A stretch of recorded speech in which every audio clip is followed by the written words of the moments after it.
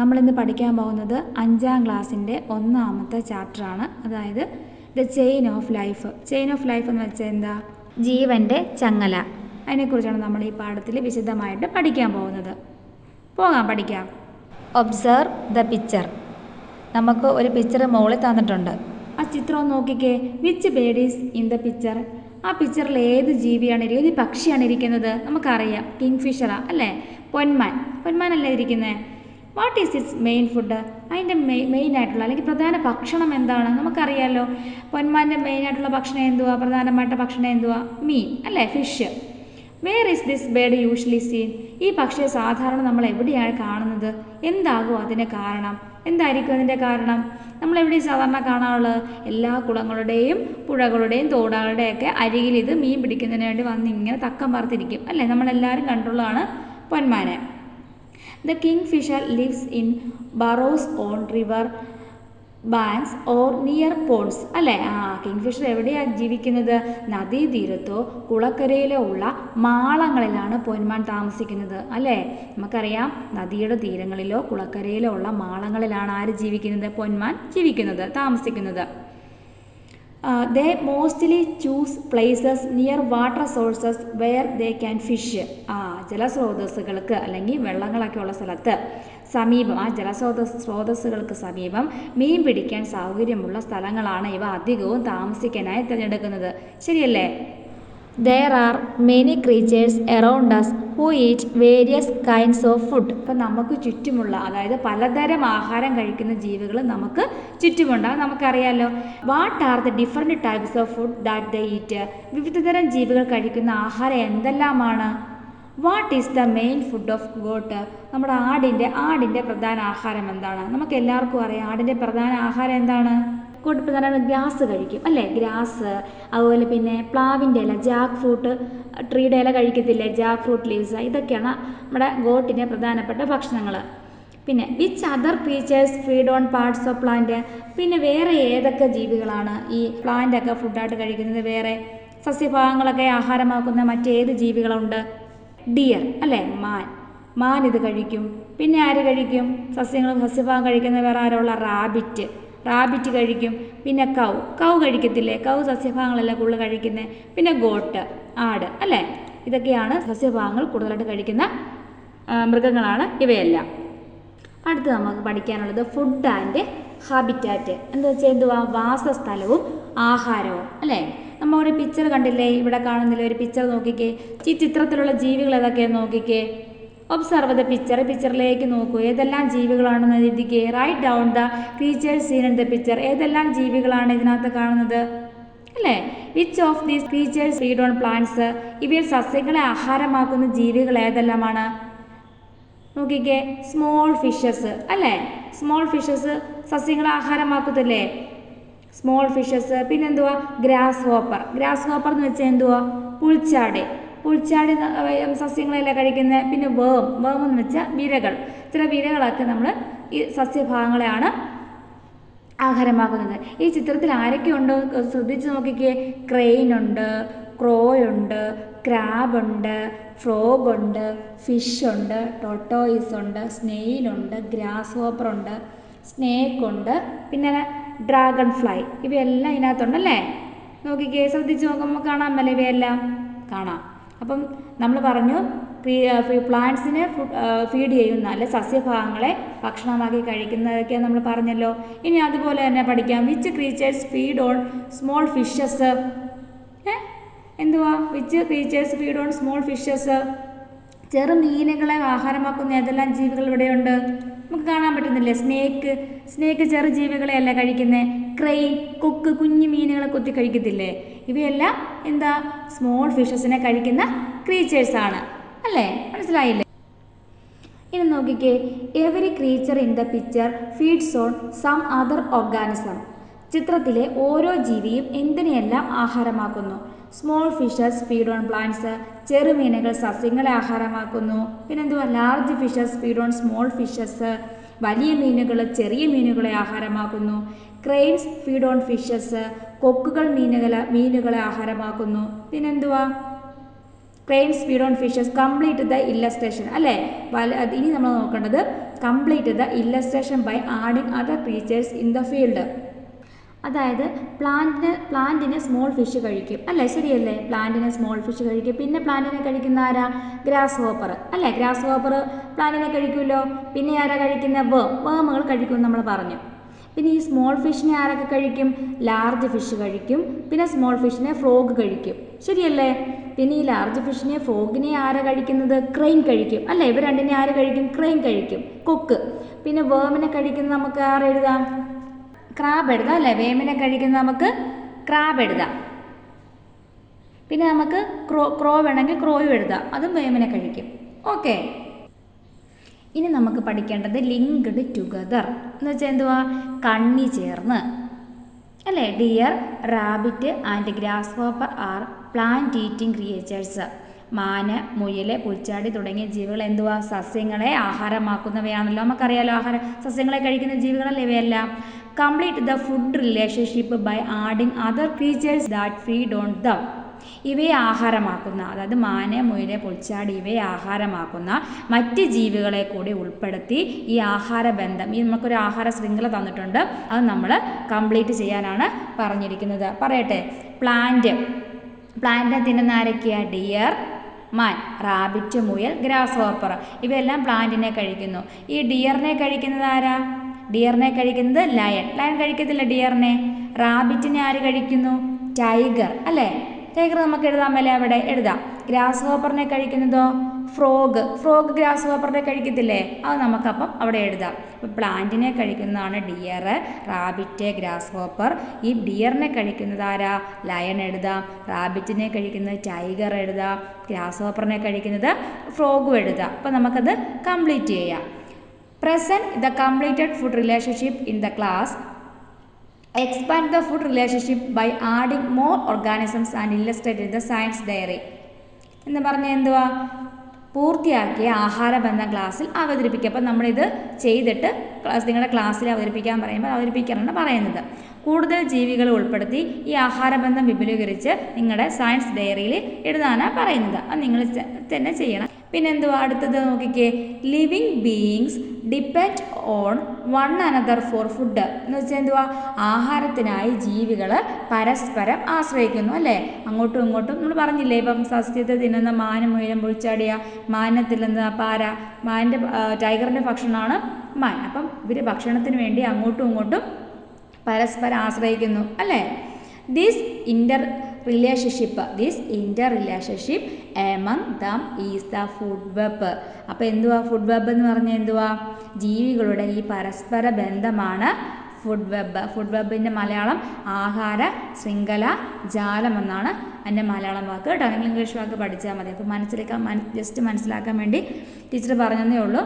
അപ്പം ഇതിൻ്റെ ഫുഡ് വെബിൻ്റെ ഇത് ഡെഫിനിഷൻ മസ്റ്റായിട്ട് പഠിച്ചിരിക്കണം നമ്മൾ. അപ്പോൾ എന്താണ് food web?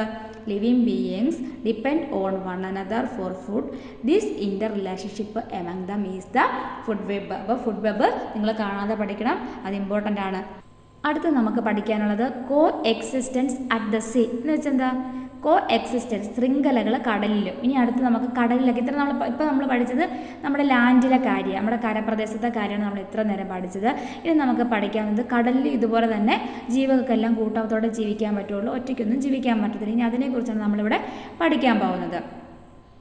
Have you seen the various food relationship on land? അപ്പം നമ്മളിപ്പോൾ എന്താ കണ്ടത്? കരയിലെ പലതരം ആഹാരബന്ധങ്ങളൊക്കെ നമ്മൾ കണ്ടു അല്ലേ? ഇപ്പോൾ കണ്ടില്ല, നമ്മൾ പഠിച്ചല്ലോ. അതുപോലെ തന്നെ in this way the sea also has various food relationships അല്ലേ? ഇതുപോലെ തന്നെ ഇപ്പോൾ കരയിലെ ആഹാരബന്ധങ്ങളുള്ള പോലെ തന്നെ നമുക്ക് കടലിലും എന്തുണ്ട്? വിവിധ ആഹാരബന്ധങ്ങളുണ്ട് അല്ലേ എന്നാണ് നമ്മളോട് പറഞ്ഞിരിക്കുന്നത്. ഈ പിക്ചർ നോക്കിക്കേ. ഷാർക്കിൻ്റെ പടം തന്നിട്ടുണ്ടോ?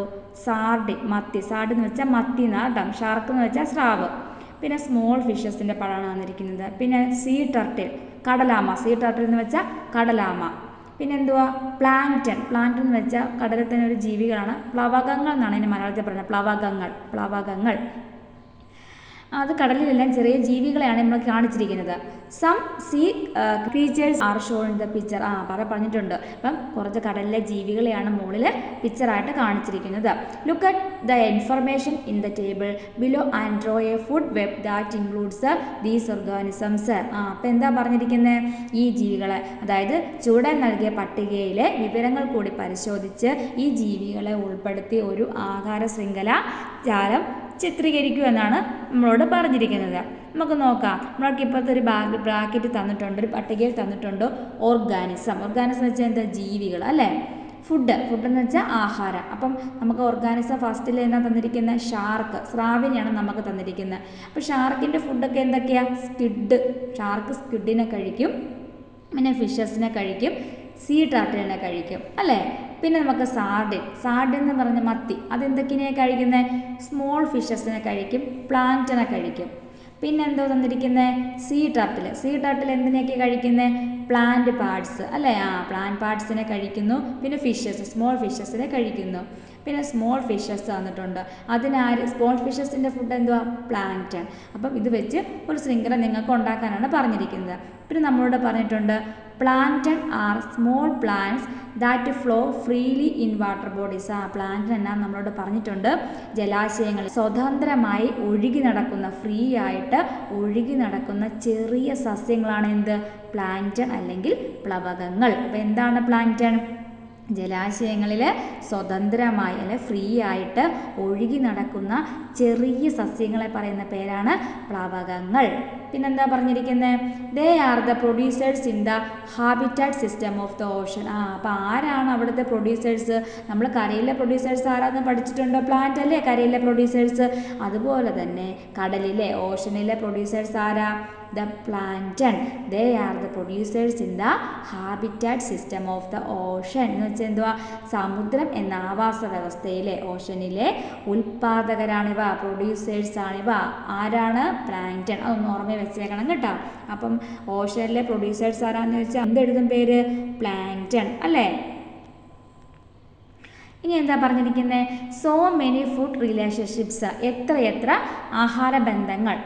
അതാണ് ഈ പറയുന്നത്. നിങ്ങളുടെ, അതായത് observe A tree in your surroundings continuously four A few days. നമ്മുടെ പരിസരത്തുള്ള ഒരു മരത്തെ കുറച്ച് ദിവസം തുടർച്ചയായിട്ട് നമ്മളോട് നിരീക്ഷിക്കാനാണ് പറഞ്ഞിരിക്കുന്നത് അല്ലേ. Draw a food web in your science diary that includes the organism you observed.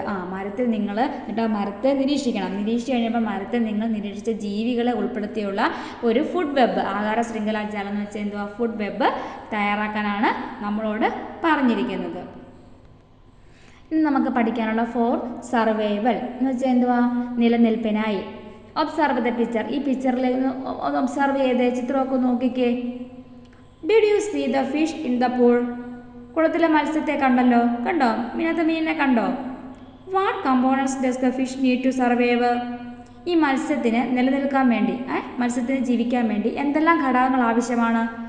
നമുക്കറിയാമല്ലോ, ഒരു ഫിഷിന് ജീവിക്കാൻ വേണ്ടി എന്തെല്ലാം ഘടകങ്ങൾ വേണം? എന്തെല്ലാം വേണം നമ്മുടെ ഫിഷിന് ജീവിക്കാൻ? സൺലൈറ്റ് വേണം അല്ലേ, സൂര്യപ്രകാശം വേണം. പിന്നെന്ത് വേണം? അക്വാട്ടിക് പ്ലാന്റ്സ് വേണം അല്ലേ. അക്വാട്ടിക് പ്ലാന്റ്സ് വേണം എന്ന് വെച്ചാൽ ചെറിയ സസ്യങ്ങൾ വേണം, അതിന് കഴിക്കണ്ടേ. പിന്നെന്താ വേണ്ടേ? ഓക്സിജൻ ആൻഡ് വാട്ടർ വേണം. അത് പ്രധാനമായിട്ടും എന്ത് വേണം? ശ്വസിക്കാൻ നമുക്ക് വായു ഉണ്ടെങ്കിലേ ജീവിച്ചിരിക്കാൻ പറ്റുള്ളൂ. അപ്പോൾ ഓക്സിജൻ ആൻഡ് വാട്ടർ വേണം അല്ലേ. അപ്പോൾ നമുക്ക് അവിടെ എഴുതാം ഓക്സിജൻ ആൻഡ് വാട്ടർ എന്ന് എഴുതാൻ മേലേ. അപ്പോൾ മത്സ്യത്തിന് നിലനിൽക്കാൻ വേണ്ടി എന്തെല്ലാം വേണം? സൂര്യപ്രകാശം വേണം, സൺലൈറ്റ് വേണം, അക്വാട്ടിക് പ്ലാന്റ്സ് ജലസസ്യങ്ങൾ വേണം, പിന്നെ ഓക്സിജൻ ആൻഡ് വാട്ടർ. ഇവയെല്ലാം നമ്മുടെ മീന് ജീവിക്കാൻ വേണ്ടി, ഫിഷിന് ജീവിക്കാൻ വേണ്ടി വേണം. Don't you think other organisms in the pond also need these components to survive? നമ്മളൊന്ന് ആലോചിച്ച് നോക്കിയേ, കുളത്തിലെ മറ്റ് ജീവികൾക്ക് നിലനിൽക്കാൻ ഈ ഘടകങ്ങൾ ആവശ്യമില്ലേ? ആണോ? വേണ്ടേ? Categorise and the list the components of the pond. കുളത്തിലെ ഘടകങ്ങൾ തരംതിരിച്ച് പട്ടികപ്പെടുത്താനാണ് നമ്മളോട് പറഞ്ഞിരിക്കുന്നത്. Living things, non living things. എന്താ പറഞ്ഞിരിക്കുന്നത്? ഈ കുളത്തിലുള്ള ജീവനുള്ളവ ഏതൊക്കെയാണെന്നും ജീവനില്ലാത്തവ ഏതൊക്കെയാണെന്നും തരംതിരിച്ച് എഴുതാനാണ് നമ്മളോട് പറഞ്ഞിരിക്കുന്നത്. നമുക്ക് നോക്കാം. നോക്കിക്കേ, ലിവിങ് തിങ്സ് ഏതൊക്കെയാ പറയട്ടെ. ഡക്ക് അല്ലേ, നമുക്ക് ചിത്രം നോക്കാൻ പറയാൻ മേലേ. ഡക്കുണ്ട്, ക്രാബുണ്ട്. ലിവിങ് തിങ്സ് എന്ന് വെച്ചാൽ അറിയാമല്ലോ, ജീവനുള്ള എന്തിനേയും പറയുന്നതാണ്, ജീവനുള്ള വസ്തുക്കളെ പറയുന്നതാണ് ലിവിങ് തിങ്സ്. നോൺ ലിവിങ് എന്ന് വെച്ചാൽ ലിവിങ് തിങ്സ് എന്ന് വെച്ചാൽ ജീവനില്ലാത്തവയെ കുറിച്ച് പറയുന്നതാണ് നോൺ ലിവിങ് തിങ്സ്. ഓക്കെ, അപ്പം ലിവിങ് തിങ്സ് പറയട്ടെ മിസ് ഏതൊക്കെയാണ്? Duck, crab, fish, tortoise, crane, snail, grasshopper, snake അല്ലേ, ഇതൊക്കെ ലിവിങ് തിങ്സിൽ പെടും. പിന്നെ നോൺ ലിവിങ് തിങ്സിൽ ഏതൊക്കെ പെടും? എയർ, വാട്ടർ, സാൻഡ്, സ്റ്റോൺ, ഇതൊക്കെ നമുക്ക് നോൺ ലിവിങ് തിങ്സിൽ പെടുത്താം അല്ലേ. ഒന്നുകൂടെ പറയണോ? ലിവിങ് തിങ്സ് ഏതൊക്കെയാ? Duck, crab, fish, tortoise.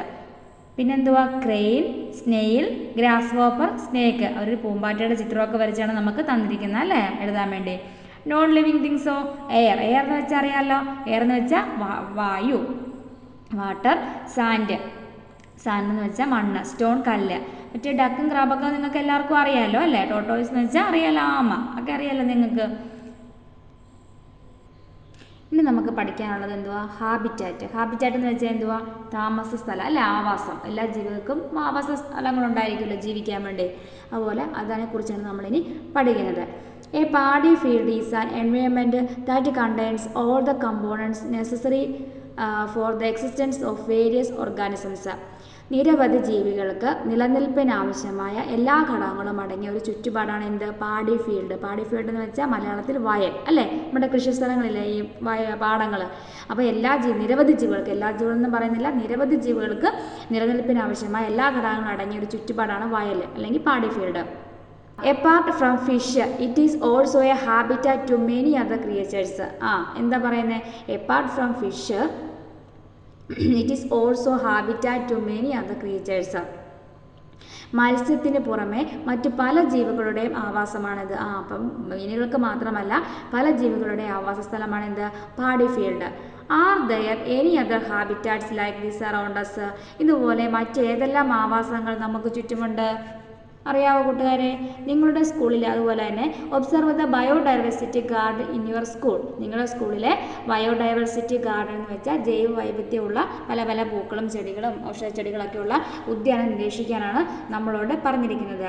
അപ്പം നമുക്കറിയാം പോണ്ട് അല്ലേ, ഈ പാഡി ഫീൽഡ് പോലെ തന്നെ ഒരു ഹാബിറ്റാറ്റാണ് പോണ്ട് അല്ലേ. നമുക്ക് ചുറ്റുള്ളൊരു ഹാബിറ്റാറ്റിലെ പോണ്ട്, കുളം ഒരു ഹാബിറ്റാറ്റാണ്. The biodiversity garden is a habitat to many creatures which are there. എന്ന് വെച്ചാൽ എന്തോ പറഞ്ഞിരിക്കുന്നത്? ഏതെല്ലാം ജീവികളുടെ ആവാസമാണ് ജൈവവൈവിധ്യ ഉദ്യാനം. അപ്പം ബയോഡൈവേഴ്സിറ്റി ഗാർഡൻ എന്ന് പറയുന്നത് ഏതൊക്കെ ജീവികളുടെ ഉദ്യാനമാണെന്നാണ് പറഞ്ഞിരിക്കുന്നത്. ഉദ്യാനമാണ് നമ്മൾ ചോദിച്ചിരിക്കുന്നത്. Which are they? അപ്പം ഏതൊക്കെയാണ് ആ ജീവികൾ? ഈ ജീവികളുടെ നിലനിൽപ്പിന്, അതായത് what are the favourable conditions for the presence of the various organisms found in the biodiversity garden. എന്താ? ഈ ജീവികളുടെ നിലനിൽപ്പിന് അനുകൂലമായ എന്തെല്ലാം സാഹചര്യങ്ങളാണ് ജൈവ വൈവിധ്യ ഉദ്യാനത്തിലുണ്ട്. അത് ഏതൊക്കെയാണെന്ന് ഉള്ളത്. ഒബ്സർവ് ആൻഡ് പ്രിപ്പയർ നോട്ട്സ് എന്നാണ് പറഞ്ഞിരിക്കുന്നത്. നമ്മളോട് നിരീക്ഷിച്ച് കുറിപ്പ് തയ്യാറാക്കാനാണ് പറഞ്ഞിരിക്കുന്നത് അല്ലേ.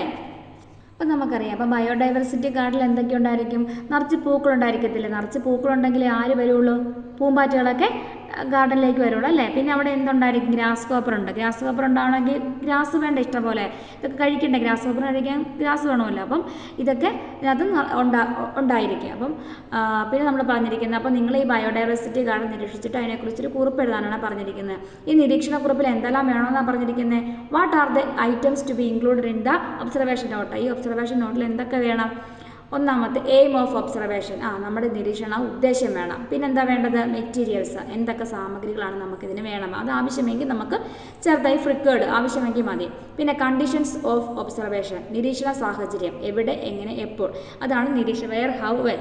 നിരീക്ഷണ സാഹചര്യം വേണം. പിന്നെ കണ്ടെത്തലുകൾ, ഫൈൻഡിങ്സ് അല്ലേ. പിന്നെന്താ? അഞ്ചാമത്തെ കൺക്ലൂഷൻ. അപ്പം നിങ്ങൾ ഒരു ബയോഡൈവേഴ്സിറ്റി ഗാർഡൻ സന്ദർശിച്ചിട്ട് അല്ലെങ്കിൽ വിസിറ്റ് ചെയ്തിട്ട് നിങ്ങളവിടെ കണ്ട കാര്യങ്ങൾ ഈ കുറിപ്പായിട്ട് നിങ്ങളോട് എഴുതാനാണ് പറഞ്ഞിരിക്കുന്നത്. എന്നിട്ട് present a role play in your class involving living and non living things എന്നെ ബയോഡൈവേഴ്സിറ്റി ഗാർഡൻ. എന്നിട്ട് റോൾ പ്ലേ ആയിട്ട് നിങ്ങൾ ക്ലാസ്സിൽ ഇതെല്ലാം ഉൾപ്പെടുത്തി ക്ലാസ്സിൽ ഒരു റോൾ പ്ലേ അവതരിപ്പിക്കാനാണ് പറഞ്ഞിരിക്കുന്നത്. പിന്നെന്തുവാ? Living things can exist only by depending on non living things. എന്താ പറഞ്ഞിരിക്കുന്നത്? ജീവനില്ലാത്ത ഘടകങ്ങളെ ആശ്രയിച്ച് മാത്രമേ ജീവനുള്ളവയ്ക്ക് നിലനിൽക്കാനാവൂ. അത് ഇമ്പോർട്ടൻ്റ് ആട്ടോ, ഒന്ന് നോക്കി വെച്ചേക്കണേ. അതായത് ലിവിങ് തിങ്സ് ക്യാൻ എക്സിസ്റ്റ്, ജീവനുള്ളവയ്ക്ക് നിലനിൽക്കാനാണെങ്കിൽ എന്ത് വേണം?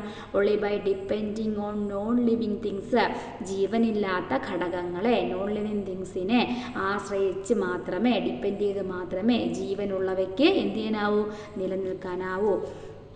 Do you agree with this statement? നിങ്ങൾ ഈ സ്റ്റേറ്റ്മെൻറ്റോട്, ഈ പ്രസ്താവനയോട് യോജിക്കുന്നുണ്ടോ? എന്തുകൊണ്ട്? അപ്പോൾ നമ്മൾ ഇങ്ങനെ ഈ പറഞ്ഞിരിക്കുന്ന പ്രസ്താവനയോട് യോജിക്കുന്നുണ്ടോ, എന്തുകൊണ്ടെന്നാണ് ചോദിക്കുന്നത്.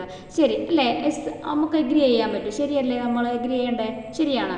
Yes, I agree with this statement. ശരിയാണ്, അതിൻ്റെ നമ്മൾ ഈ സ്റ്റേറ്റ്മെൻറ്റോട് യോജിക്കുന്നുണ്ട്. എന്തുകൊണ്ടാണ് യോജിക്കുന്നത്? ബിക്കോസ്, പറയട്ടെ miss, because living things need non living things to survive.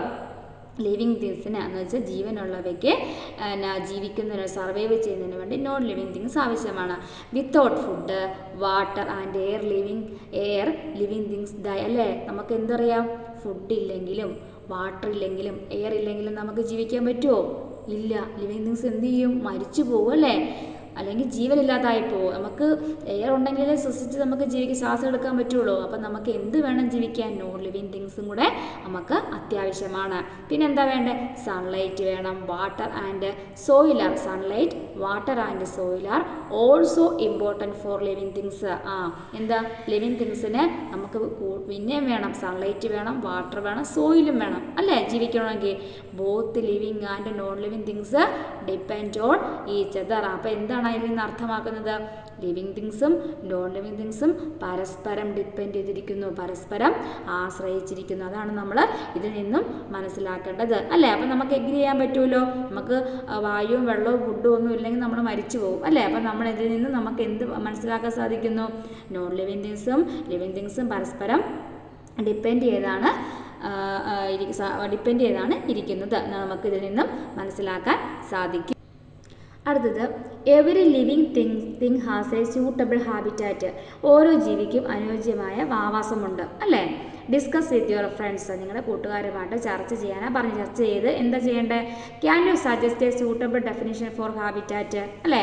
ഹാബിറ്റാറ്റിന് ഒരു നിർവചനം പറയാനാണ് നമ്മളോട് പറഞ്ഞിരിക്കുന്നത്. അപ്പം ഓരോ ലിവിങ് തിങ്സിനും ആവാസ വ്യവസ്ഥയുണ്ട്. അത് നമ്മുടെ കൂട്ടുകാരോട് ചോദിച്ചിട്ട് എന്താണ് ഹാബിറ്റാറ്റ് ഒരു ഡെഫിനേഷൻ പറയാനാണ് പറഞ്ഞിരിക്കുന്നത്. ഹാബിറ്റാറ്റ് എന്ന് പറഞ്ഞാൽ എന്താ മിസ് പറയട്ടെ? എന്താന്ന്? The natural surroundings in which an organism lives are called its habitat. അതായത് ഒരു ഓർഗാനിസം ജീവിക്കുന്ന ചുറ്റുപാടിനെ, നാച്ചുറൽ സറൗണ്ടിങ്സിനെ, ചുറ്റുപാടിനെ പറയുന്ന പേരാണ് എന്ത്? ഇറ്റ്സ്, അതിൻ്റെ ഹാബിറ്റാറ്റ്, അതിൻ്റെ ആവാസ സ്ഥലം. അപ്പോൾ അവരെന്താണ് ഹാബിറ്റാറ്റ് എന്ന് വെച്ചാൽ? The natural surroundings in which an organism lives are called its habitat. മനസ്സിലായോ? ഹാബിറ്റാറ്റ് എന്താണെന്ന് പഠിച്ചു വയ്ക്കുമല്ലോ. എന്നിട്ട് പറയണം മിസ്, പറയട്ടെ. The natural surroundings in which an organisms lives are called its habitat. മനസ്സിലായല്ലോ? ഇനി അടുത്ത പോയത്തിലേക്ക് പോകാം നമുക്ക്. Observe your surroundings and find different types of habitats. നമുക്കിവിടെ കുറച്ച് ഹാബിറ്റാറ്റുകൾ തന്നിട്ടുണ്ട്. Observe the figure 1.6 which are the habitat shown here. താഴെ തന്നിരിക്കുന്ന ഹാബിറ്റാറ്റുകൾ ഏതൊക്കെയാണെന്ന് എഴുതണം. അപ്പോൾ നമുക്ക് തന്നൊരു ഗ്രാസ് ലാൻഡ്സ് അല്ലേ, പുൽമേടുകൾ തന്നിട്ടുള്ള ഒരു ഹാബിറ്റാറ്റാണ്. അവിടെയെല്ലാം ഗ്രാസ് ഹോപ്പറൊക്കെ ജീവിക്കുന്നത്. പിന്നെ നമുക്കൊരു ഡെസേർട്ട് ഒരു മരുഭൂമി വന്നിട്ടുണ്ട്. പിന്നെ നമുക്ക് തന്നിരിക്കുന്ന ഒരു മാൻഗ്രൂവ്സ് എന്ന് വെച്ചാൽ കണ്ടൽക്കാടുകൾ. പിന്നെ നമുക്ക് തന്നിരിക്കുന്നത് എന്തുവാ? കോൾഡ് റീജിയൻസ് അല്ലേ? കോൾഡ് റീജിയൻസ്, തണുപ്പെല്ലാം മൂടി കിടക്കുന്ന അവിടെയുണ്ട്. പോളാർ ബിയറൊക്കെ ജീവിക്കുന്നത് ഈ തണുപ്പ് മൂടിയ സ്ഥലത്താണ്. അപ്പം നമുക്ക് തന്നിരിക്കുന്ന 4 ഹാബിറ്റാറ്റുകൾ ഏതൊക്കെയാണ്? Grasslands, desert, mangroves, cold region അല്ലേ? മനസ്സിലായല്ലോ? അവിടെ എഴുതി വെക്കണം കേട്ടോ. മാൻഗ്രോവ്സ്, കോൾഡ് റീജിയൻ എഴുതി വെക്കണേ. ബാക്കി ഭാഗം നമുക്ക് അടുത്ത ക്ലാസ്സിൽ പഠിച്ചാലോ? ഓക്കെ, എല്ലാവരും നന്നായിട്ട് പഠിക്കുക കേട്ടോ. അടുത്ത ഭാഗം മിസ് അടുത്ത ക്ലാസ്സിൽ പഠിപ്പിക്കാവേ.